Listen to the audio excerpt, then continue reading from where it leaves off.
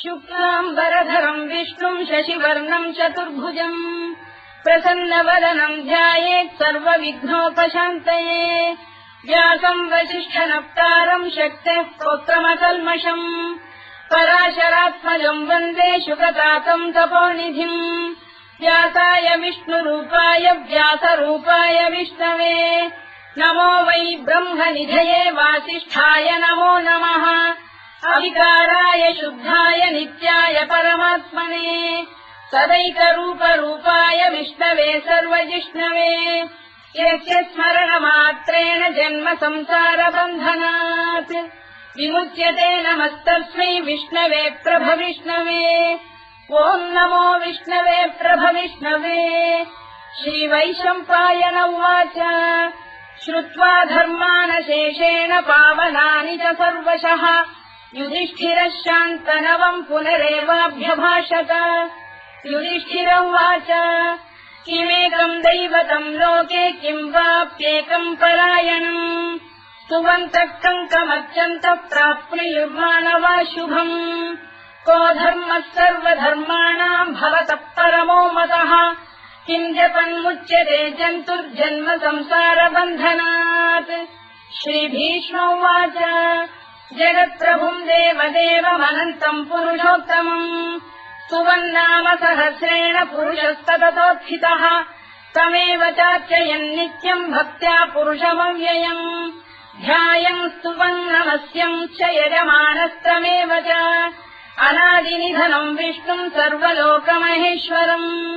लोकाध्यक्षम् स्तुवन् नित्यम् सर्वदुःखातिगो भवेत् ब्रह्मण्यम् सर्वधर्मज्ञम् लोकानाम् कीर्तिवर्धनम् लोकनाथम् महद्भूतम् सर्वभूतभवोद्भवम् एष मे सर्वधर्माणाम् धर्मोऽधिकतमो मतः यद्भक्त्या पुण्डरीकाक्षम् स्तवैरच्चेन्नरः सदा परमम् यो महत्तेजः परमम् यो महत्तपः परमम् यो महद्ब्रह्म परमम् यः परायणम् पवित्राणाम् पवित्रम् यो मङ्गलानाम् च मङ्गलम् दैवतम् देवतानाम् च भूतानाम् यो व्ययक्तिदा यतः सर्वाणि भूतानि भवन्त्यादियुगागमे यस्मिंश्च प्रलयम् यान्ति पुनरेव युगक्षये तस्य लोकप्रधानस्य जगन्नाथस्य भूपते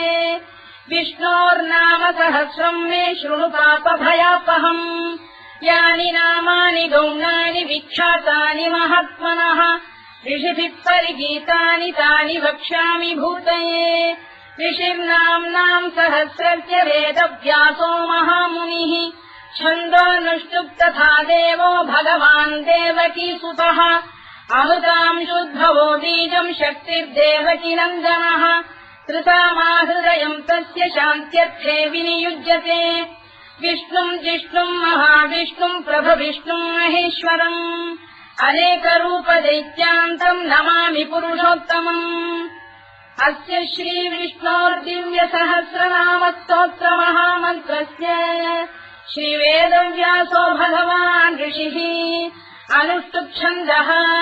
श्रीमहाविष्णुः परमात्मा श्रीमन्नारायणो देवता अमृतांशोद्भवो भानुरिति बीजम् देवकी नन्दन श्रेष्ठेति शक्तिः उद्भवः क्षोभणो देव इति परमो मन्त्रः धर इत्यस्त्रम् रथाङ्गपाणिरक्षोभ्य इति नेत्रम् त्रिसामासामजः सामेति कवचम् आनन्दम् परब्रह्मेति योनिः ऋतुः सुदर्शनकाल इति दिग्बन्धः श्रीविश्वरूप इति ध्यानम् श्रीमहाविष्णुप्रीत्यर्थे सहस्रनाम जपे विनियोगः ध्यानम् क्षीरोदङ्गप्रदेशे शुचिमणिविलसत्सैकते मौक्तिकानाम् मालाक्लुप्तासनस्थस्फटिकमणिनिभैर्मौक्तिकैर्मण्डिताङ्गः शुभ्रैरभ्रैरदभ्रैरुपरि विरचितैर्मुक्तपीयूषवर्षैः आनन्दीनः पुनीयादरिनलिन गदा शङ्खपाणिर्मुकुन्दः भूः पादौ यस्य नाभिर्विहरसुरनिलश्चन्द्रसूर्यौ च नेत्रे कर्णावाशा शिरोद्यौर्मुखमपि दहनो यस्य वास्तेयमब्धिः अन्तस्थम् यस्य विश्वम् सुरनरखगो भोगि गन्धर्वदैत्यैः चित्रम् रम्यते तम् त्रिभुवन वपुषम् विष्णुमीशम् नमामि। ॐ नमो भगवते वासुदेवाय। शान्ताकारम् भुजगशयनम् पद्मनाभम् सुरेशम् विश्वाधारम् गगनसदृशम् मेघवर्णम् शुभाङ्गम् लक्ष्मीकान्तम् कमलनयनम् योगिहृध्यानगम्यम् वन्दे विष्णुम् भवभयहरम् सर्वलोकैकनाथम् मेघश्यामम् पीतकौशेयवासम् श्रीवत्साङ्कम् कौस्तुभोद्भासिताङ्गम् पुण्योपेतम् पुण्डरीकायताक्षम् विष्णुम् वन्दे सर्वलोकैकनाथम् नमः समस्तभूतानामादिभूताय भूभृते अनेकरूपरूपाय विष्णवे प्रभविष्णवे सशङ्खचक्रम् सकिरीटकुण्डलम् सपीतवस्त्रम् सरसीरुभेक्षणम् सहारवक्षस्थलशोभिकौस्तुभम् नमामि विष्णुम् शिरसा चतुर्भुजम् छायायाम् पारिजातस्य हेमसिंहासनोपरि आसीनमम्बुदश्याममायताक्षमलङ्कृतम् चन्द्राननम् चतुर्बाहुम् श्रीवत्साङ्कितवक्षसम् रुक्मिणी सत्यभामाभ्याम् सहितम् कृष्णमाश्रये।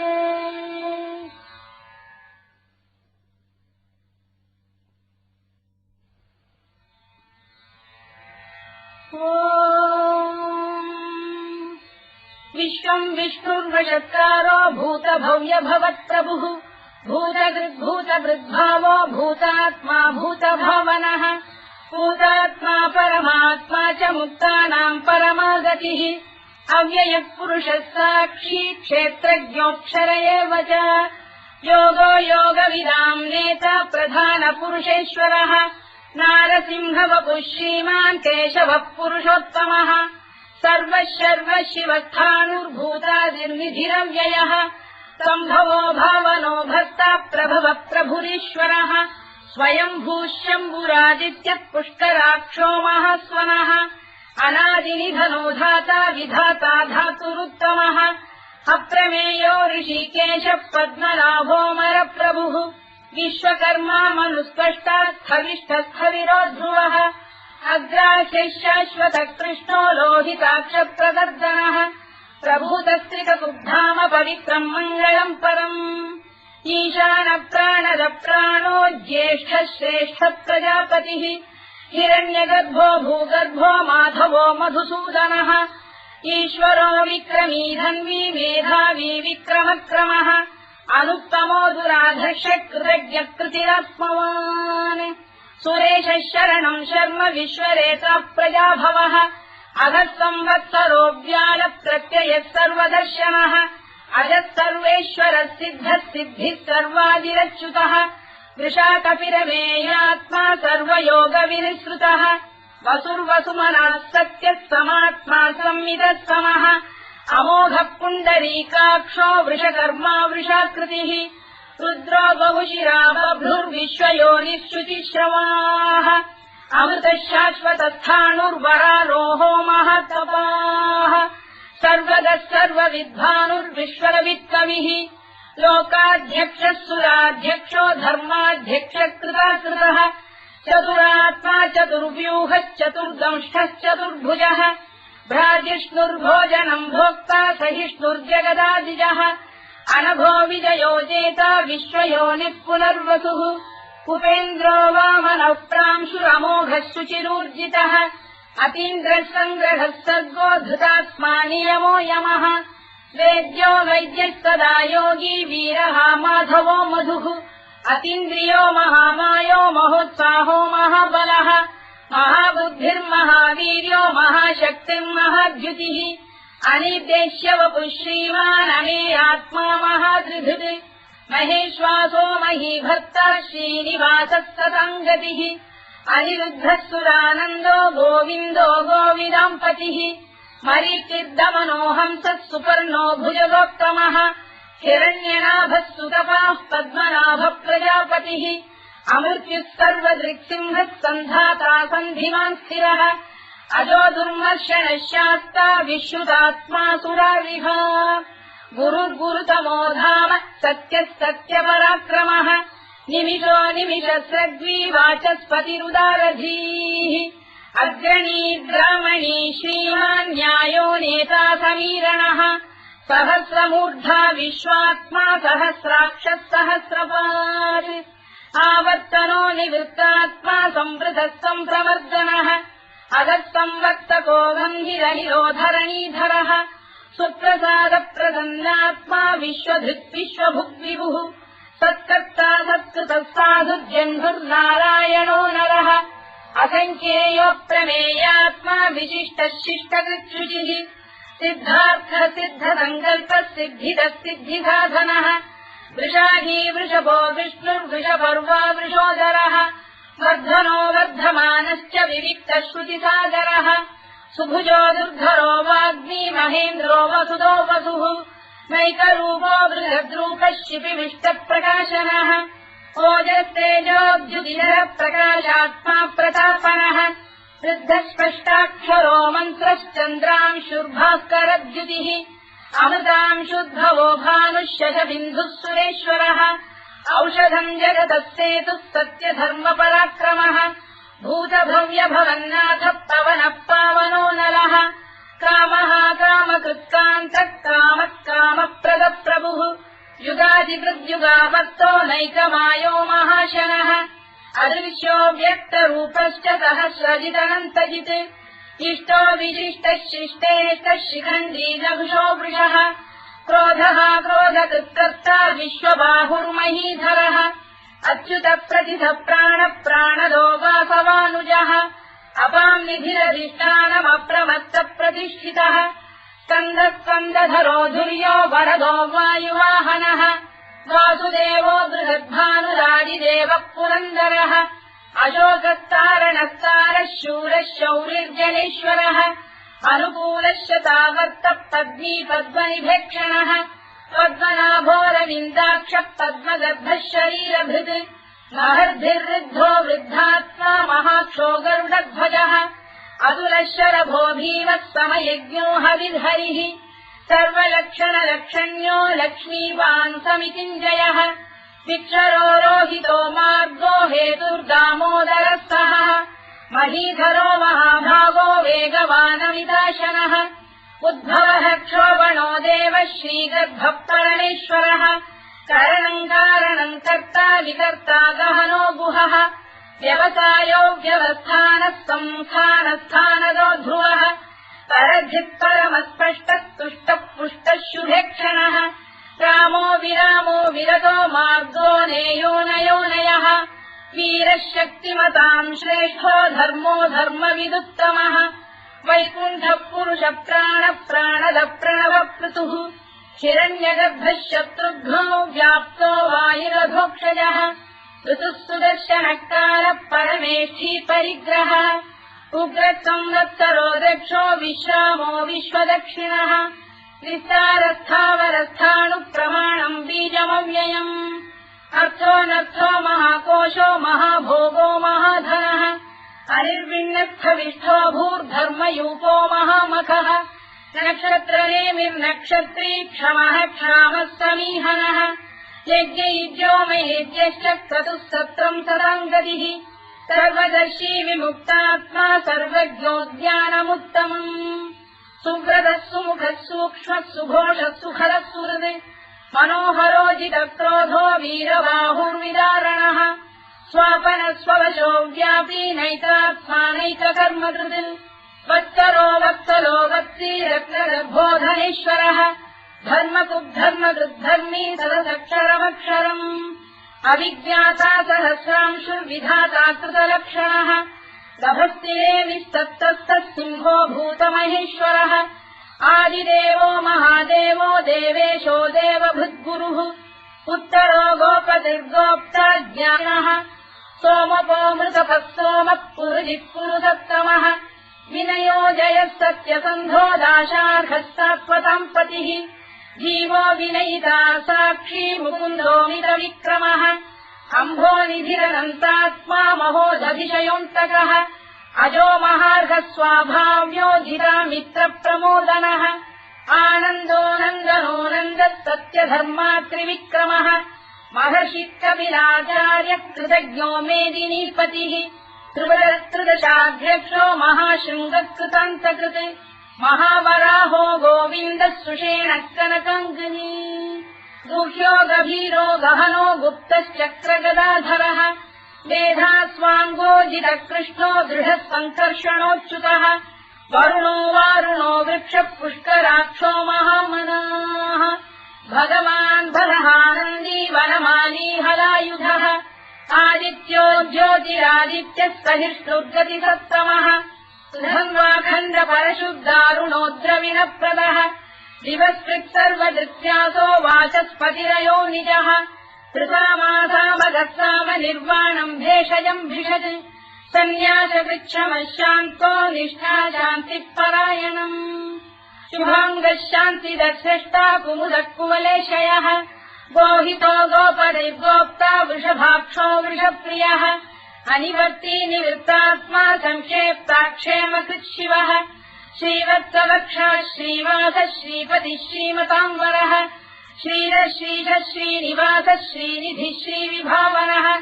श्रीधर श्रीकर श्रेयः श्रीमान् लोकत्रयाश्रयः स्वक्षस्वङ्गः शतानन्दो नन्दिर्ज्योतिर्गणेश्वरः विदितात्मा विधेयात्मा सत्कीर्तिच्छिन्न संशयः उदीर्णः सर्वतश्चक्षुरनीशः शाश्वतः स्थिरः भूषयो भूषणो भूतिर्विशोकः शोकनाशनः अर्चिष्मानर्चितः कुम्भो विशुद्धात्मा विशोधनः अनिरुद्धो प्रतिरथ प्रद्युम्नोमितविक्रमः कालनेमिनिहावीरः शौरिः शूरजनेश्वरः त्रिलोकात्मा त्रिलोकेशः केशवः केशिहा हरिः कामदेवः कामपालः कामी कान्तकृतागमः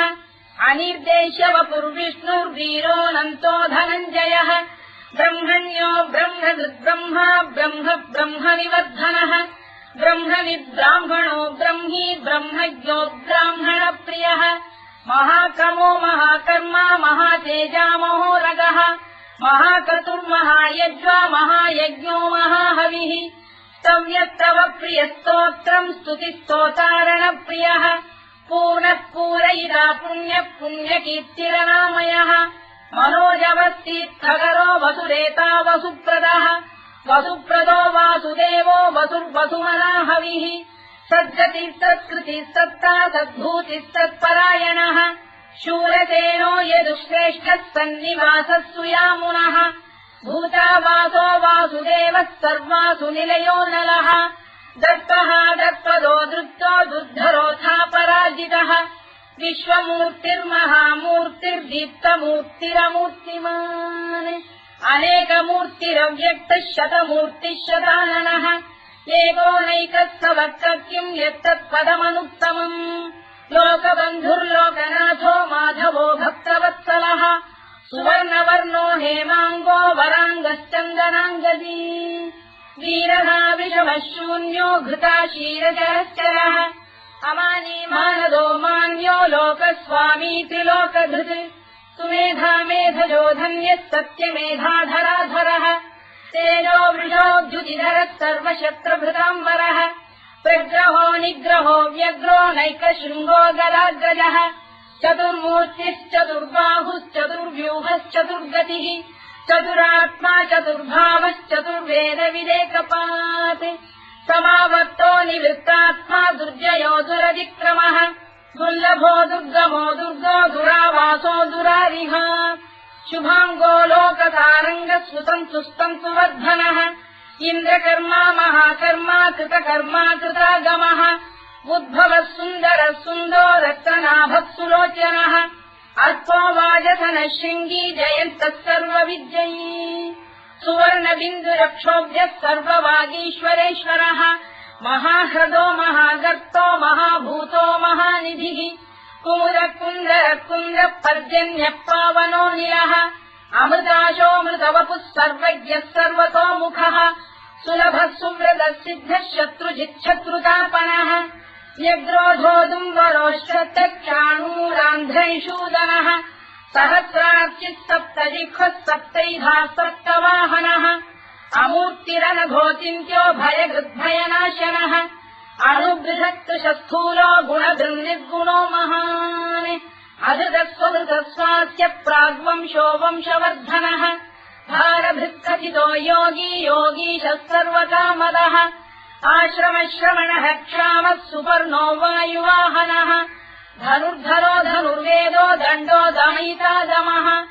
अपराजितः सर्वसहो नियन्ता नियमो यमः सत्त्ववान् सात्विकः सत्यः सत्यधर्मपरायणः अभिप्रायप्रियार्होः प्रियकृत्प्रीतिवर्धनः विहाय सगदिर्ज्योतिः सुरुचित्कुतभुक् विभुः रविर्विरोचनः सूर्यः सवितारनिलोचनः अनन्तो हुतबुद्भोक्ता सुखदो नैकजोऽग्रजः अनिर्विण्णः सदामर्षी लोकाधिष्ठानमद्भुतः सनातनतमः कपिलः कपिरव्ययः स्वस्तिदः स्वस्तिकृत् स्वस्तिः स्वस्तिभुक् स्वस्ति दक्षिणः अरोग्रः कुण्डली चक्री विक्रम्यूर्जितशासनः शब्दातिकः शब्दसः शिशिरः शर्वरीकरः अक्रूरप्रेषलो दक्षो दक्षिणः क्षमिणाम्बरः विद्वत्तमो वीतभयः पुण्यश्रवणकीर्तनः उत्तारणो दुष्कृतिः पुण्यो दुःस्वप्ननाशनः वीरः रक्षणः सन्तो जीवनः पर्यवस्थितः अनन्तरूपोऽनन्तश्रीर्जितमन्युर्भयापहः चतुरश्रो गभीरात्मा विदिशो व्यादिशो दिशः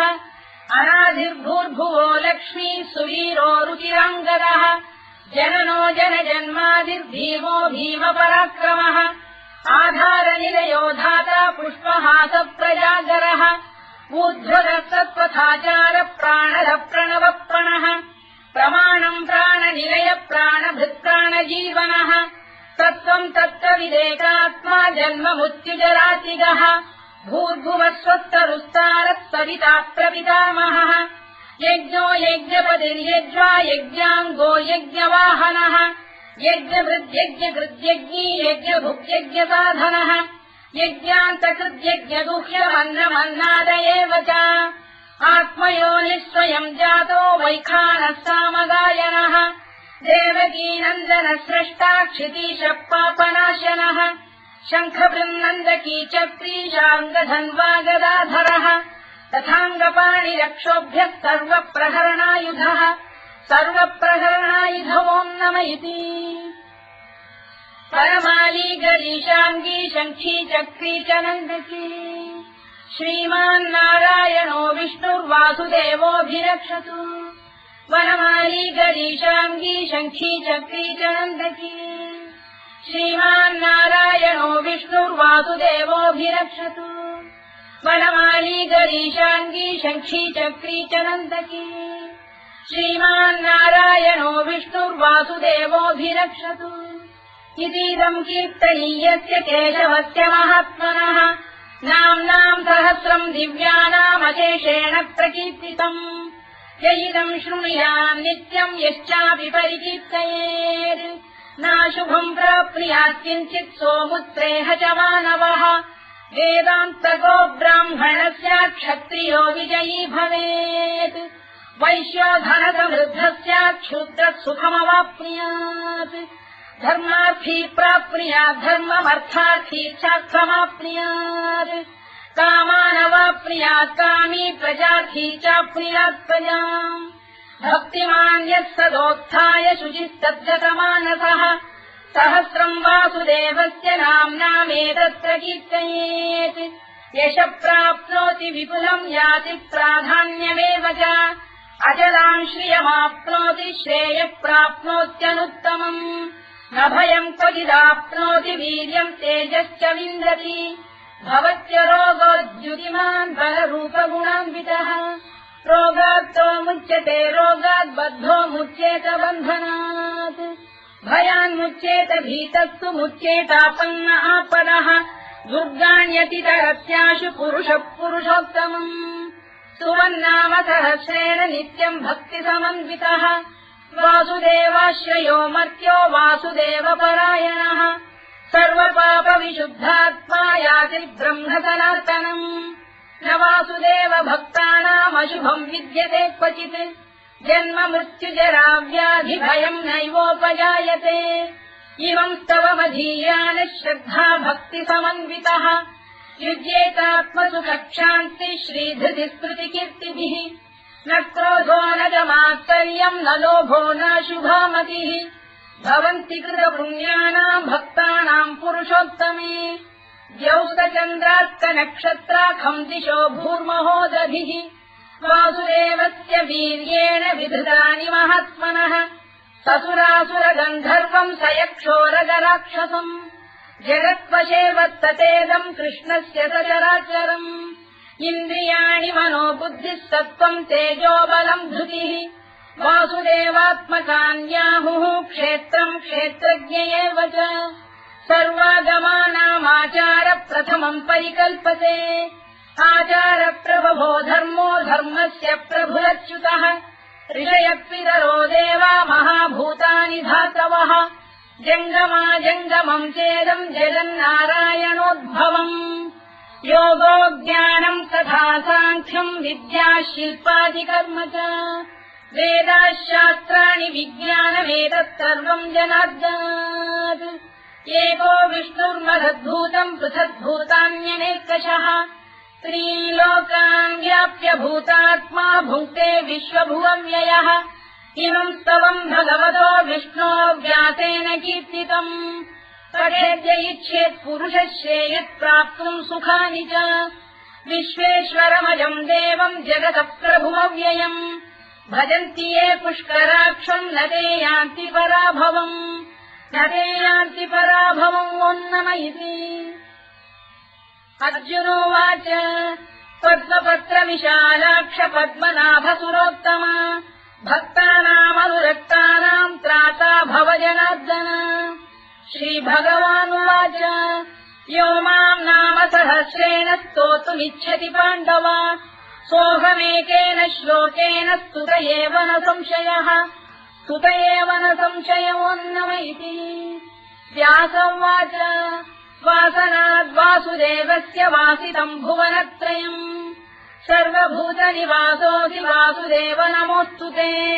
वासुदेव नमोऽस्तु ते ओन्नम इति पार्वत्युवाच केनोपायेन लघुना विष्णोर्नाम सहस्रकम् पठ्यते पण्डितैर्नित्यम् श्रोतुमिच्छाम्यहम् प्रभो ईश्वरोवाच श्रीराम राम रामेति रमे रामे मनोरमे सहस्रनाम तत्तुल्यम् राम नाम वरानने श्रीराम राम रामेति रमे रामे मनोरमे सहस्रनाम तत्तुल्यम् राम नाम वरानने श्रीराम राम रामेति रमे रामे मनोरमे सहस्रनाम तत्तुल्यम् राम नाम वरानने राम नाम वराननमोन्नम इति ब्रह्मोवाच नमोऽस्त्वनन्ताय सहस्रमूर्तये सहस्रपादाक्षि शिरोरुबाहवे सहस्रनाम्ने पुरुषाय शाश्वते सहस्रकोटियुगधारिणे नमः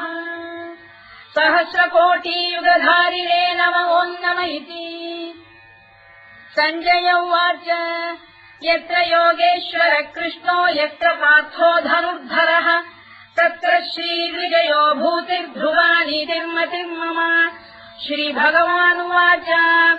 अनन्याश्चिन्तयन्तो मां ये जनाः पर्युपासते तेषाम् नित्याभियुक्तानां योगक्षेमम् वहाम्यहम् परित्राणाय साधूनां विनाशाय च दुष्कृताम् धर्म संस्थापनार्थाय सम्भवामि युगे युगे आर्ता विषण्णा शिथिलाश्च भीता घोरेषु च व्याधिषु वर्तमानाः संकीर्त्य नारायण शब्दमात्रम् विमुक्त दुःखाः सुखिनो भवन्तु कायेन वाचा मनसेन्द्रियैर्वा बुद्ध्यात्मना वा प्रकृते स्वभावात् करोमि यद्यत् सकलम् परस्मै नारायणायेति समर्पयामि।